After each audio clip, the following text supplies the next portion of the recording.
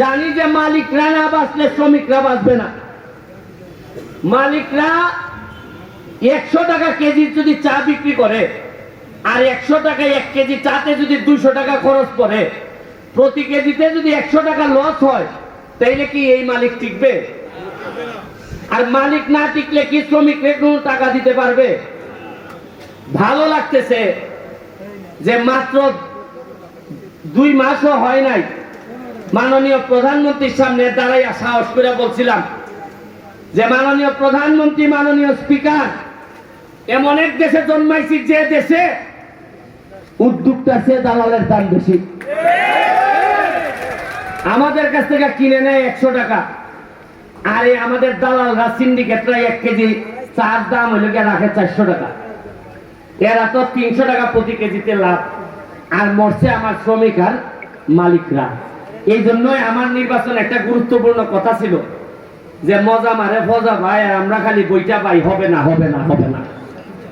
আর এই ফজা ভাইদের বিদায় দিয়ে আসার আমি, আরে আর যাই করি মরার আগে 4 বছর তো আর এমপি আছি, এরপরে বিদায় করে দিয়েন 4 বছরে 40 বছরের ডাক দেখাইছেন আমি কইয়া দিলাম আপনার কাছে।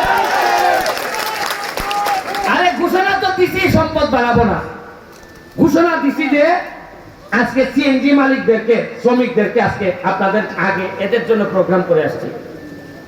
গত 40 বছরে আমাদের এলাকায় সিএনজিদের জন্য একটা স্ট্যান্ড করা হয় না। আমি এমপি হওয়ার পর মাত্র 4 মাসের ব্যবধানে 2টা স্ট্যান্ড বানাই দিছি। এরা জীবনে চিন্তা করতে পারে নাই যে যখনই যারে বলছে, এরা বলছে যে আরে জায়গা তো নাই বাজারে, তা আমি পাইলাম কই? মানে সবাই নিজের নিয়ে এত ব্যস্ত।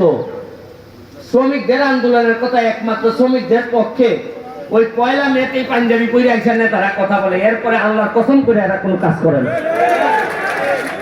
লম্বা লম্বা বক্তব্য দেয়, উড়াইলাইমো বাঙ্গালাইমো দেখতাছি।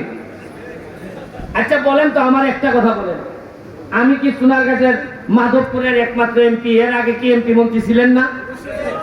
এই সারা সিলেট বিভাগের মধ্যে ওই এমপি আছেন 19 জন। কতজন? 19 জন।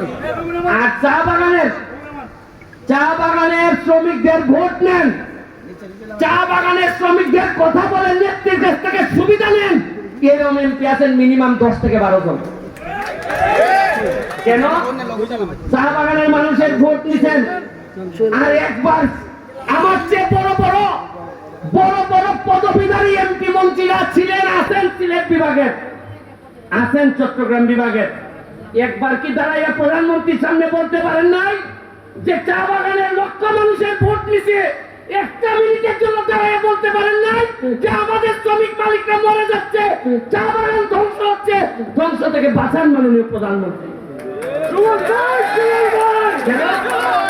কেন আমার বলতে হইল? কেন কেন এই বছরগুলো গেল কই আপনাদের জীবনে? এই যে আজকে যে আমি দাঁড়াইছি, মনে করেন এই খবর দেওয়ানজির মালিকের কাছে যাবে না? দেওয়ানজির মালিকরা এরা ফোন করে কইব যে এ কিন্তু সেপছে দেবো, কিটা কইব? কইব এ সেপছে টেকালাইন দিলাও কিছু। আপনি কি মনে করেন কইতো না? এ মনে